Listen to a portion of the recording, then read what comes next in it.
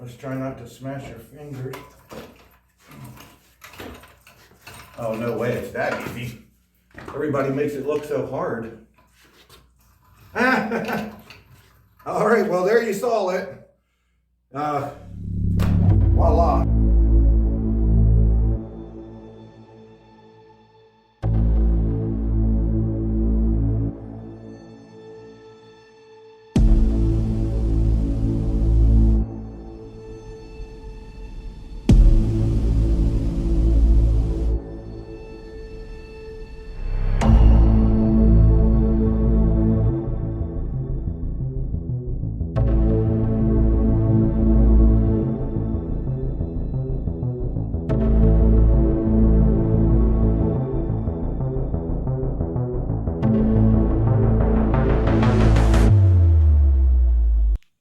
All right, folks, here we are. Just thought I would pause for a moment and show you the remarkable beauty underneath. Nah, man, I'm just kidding. Man, they are ugly when you get their clothes off, but aren't a lot of them. So anyway, mainly the purpose of this video here is I just had to pause for a moment. I am really behind. As a lot of you probably figured, that's how projects go. But I got hot and heavy into this thing a few months back, and I was having to walk past and move some other projects that were unfinished. And just one day it hit me, why don't you stop, finish these other ones before you start another one? Yeah, we all say that, but I actually did it. I actually stopped, took care of a couple things.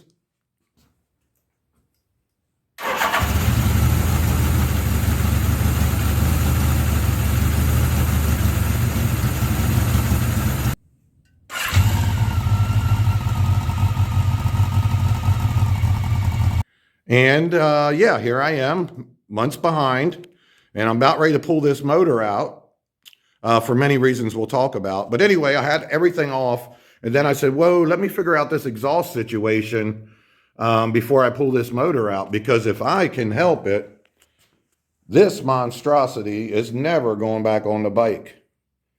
Well, I wouldn't say never.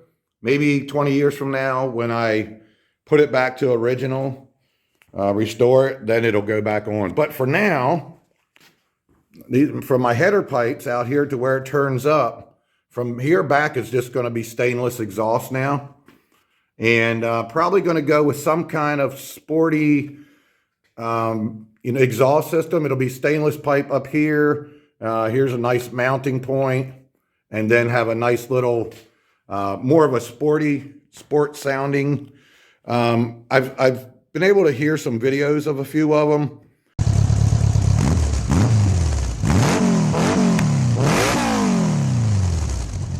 I like one that's kind of deep and totally quiet when the bike starts and idles and at low speed. But then when you start getting into the RPMs, I want it to get a little more sporty, raspy sounding, if that makes any sense to you. And it doesn't really matter if that's what you like. This is my bike, my project. So that's what I'm looking for. Picture something like this, maybe not quite as aggressive.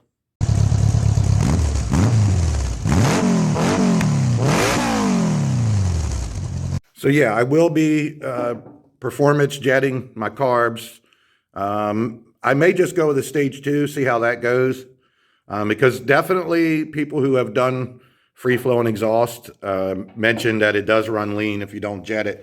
Obviously, a little more jetting, a little more flow in the exhaust, you're going to gain a little bit of power. May lose fuel economy, but yeah, I'll take a little more power, a little more sound. But anyway, stage 2 is like a 42 pilot jet and a 110 main. I may do that, or I may bump it up.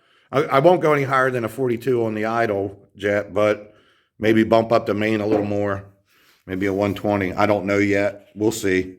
But anyway, we're going to do that for the exhaust.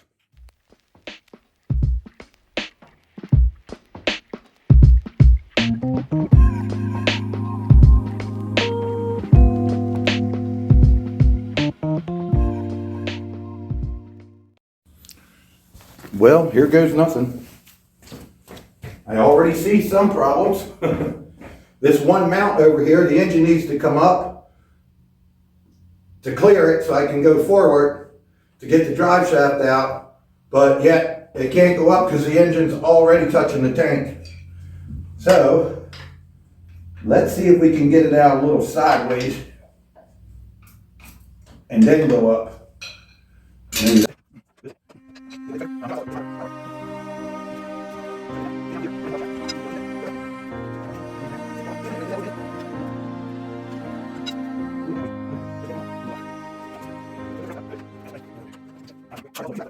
Trial and error, folks.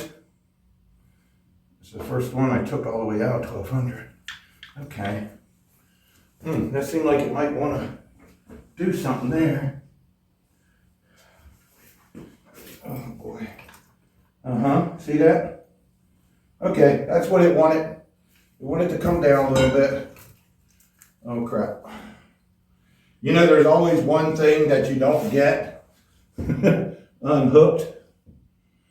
Oh, okay. Stand by a second. I got one wire. Okay, wouldn't you know it? There would always one wire left you forget or what have you, or it wouldn't be a job, would it? Now, what it looks like is I got to get this engine forward to get the drive shaft separated.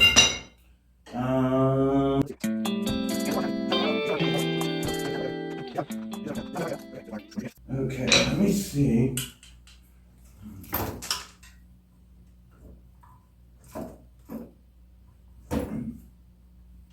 Okay. Come on, shaft. Okay, shaft is clear. All right. Should be a walk in the park from here. All right, now the next thing is, oh, boy, it starts making a little bit of a mess here. Man, we're tight on everything. Tight, tight, tight. All right, let's try not to smash our fingers. Oh, no way, it's that easy. Everybody makes it look so hard. All right, well, there you saw it. Voila, it's making a mess. Let me get a pan. Watch, the camera probably not even on. You know, that's how that happens. Look at that mess. That's okay. I got some nasty rags just for that reason. Soak that up a little bit. There you go. That's a Goldwing engine removal and or a GL1200 engine removal, but either way. So yeah, now the real work begins. Wow. Really actually wasn't bad, as you guys saw from the video, getting it out. It just takes a day or so just taking everything apart. That's the worst part of it. There is so much to deal with. But anyway, here she is. And the reason I took it out was I wanted to tighten this up a little more. No, I'm just kidding. No, I've got some work to do here, folks. I definitely want to get the stator and the clutch taken care of. That's one of the main reasons that I'm doing this. Not a moment too soon, because my plug was already starting to get hot. And here's the other end. So yeah, it was only a matter of time. And I just want to do this, get it over with, and then just be able to enjoy the bike for a long time. And then maybe 10 years or so from now, I'll tear that engine apart and rebuild it or something. I don't know. It runs so good. I am a little concerned about this one side. I thought about pulling the heads off, lapping the valves, putting new valve seals, you know, all that kind of stuff in here. I've got this one cylinder that just really oils up and starting to smoke more and more. And I'm not sure if that's the rings or the valve seal, because when you look down the hole, the oil is on the back side of the valve. So even on the center stand. So that means the valve's closed and there's oil. So I kind of got a feeling that oil is going down the valve stem, but just seems like an awful lot of oil to go down the valve stem. So anyway, I'm mulling that over in my head here. I'm not really sure if I could keep the heads on. I probably would for now. Like I say, compression's perfect.